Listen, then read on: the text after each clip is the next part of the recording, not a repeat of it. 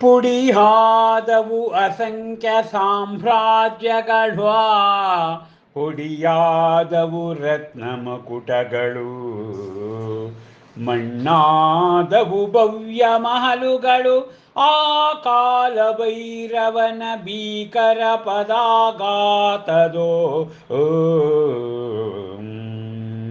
ಬೀಸುತಿಹವು ಪ್ರಳಯ ರಭಸದಲ್ಲಿ, ಆ ಕಾಲ ಪಕ್ಷಿಯ ರೆಕ್ಕೆಗಳು, ವಜ್ರ ನಿಶಿತವದರ ಕೊಕ್ಕು ಉಕ್ಕಿನುಗುರುಗಳು, ಅದರ ರೆಕ್ಕೆ ಗಂಟಿದ ಧೂಳು ಈ ಜೀವರು.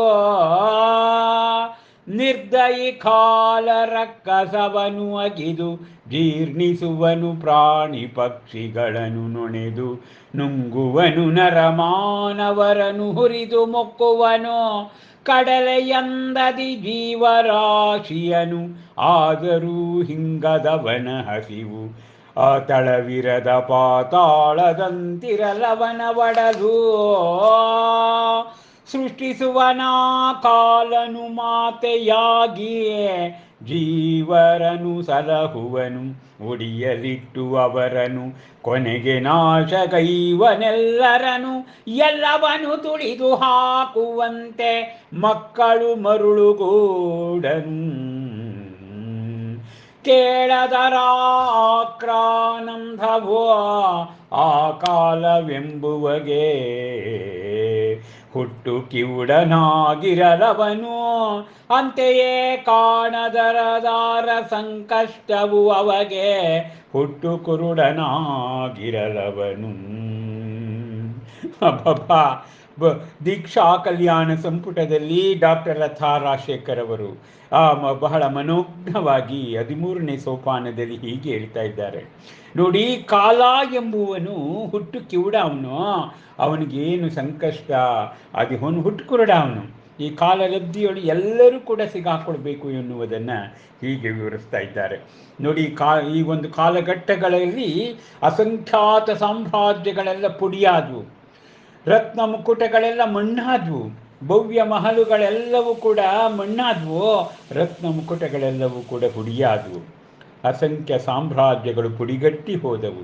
ಈ ಕಾಲ ಎನ್ನುವ ಭೈರವನ ಭೀಕರ ಪದಾಘಾತದೋಳಿ ಕಾಲನ ಒಂದು ಕಾಲನ ಮಹಿಮೆಯೊಳಗೆ ಹೀಗೆ ಬೀಸುತಿಹ ಪ್ರಳಯ ರಭಸದಲ್ಲಿ ಆ ಕಾಲ ಪಕ್ಷಿಯ ರೆಕ್ಕೆಗಳು ವಜ್ರ ನಿಶಿತದವರ ಕೊಕ್ಕು, ಆ ಉಕ್ಕಿನುಗುರು ವಜ್ರನಿಶಿತ ರೆಕ್ಕೆ ಗಂಟಿದ ಧೂಳು ಈ ಜೀವರು ಎನ್ನುವುದನ್ನು ಹೇಳ್ತಾರೆ.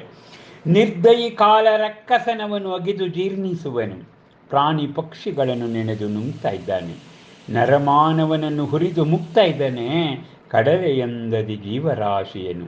ಆದರೂ ಕೂಡ ಮನುಷ್ಯನಿಗೆ ಆ ಹಸಿವು ಅನ್ನೋದು ಮುಗಿಲಿಲ್ಲ.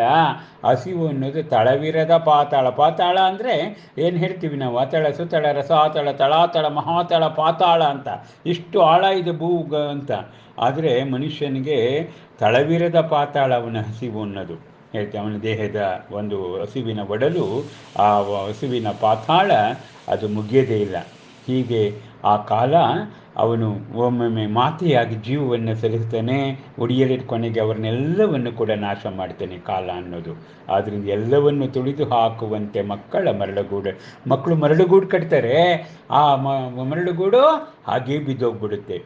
ಈ ದಿಸೆಯಲ್ಲಿ ಕೇಳದಾರ ಆಕ್ರಂದನವು, ಈ ಆಕ್ರಂದನೆ ಯಾರಿಗೂ ಕೂಡ ಕೇಳೋದಿಲ್ಲ. ಕಾಲ ಅನ್ನೋನಿಗೆ ಹುಟ್ಟು ಕಿವುಡ, ಅವನು ನಾವು ಕೂತ್ಕೊಂಡ್ರಿ ಬಡ್ಕೊಳ್ಳಿ ಏನು ಗೊತ್ತಾಗೋದಿಲ್ಲ ಅಂತಕ್ಕಂಥದ್ದು ಹೇಳ್ತಾ ಕಾಲ ಮಹಿಮೆಯ ಬಗ್ಗೆ ಇಲ್ಲಿ ಡಾಕ್ಟರ್ ಲತಾ ರಾಜಶೇಖರ್ ಅವರು ಬಹಳ ಮನೋಜ್ಞವಾಗಿ ತಿಳಿಸಿದ್ದಾರೆ.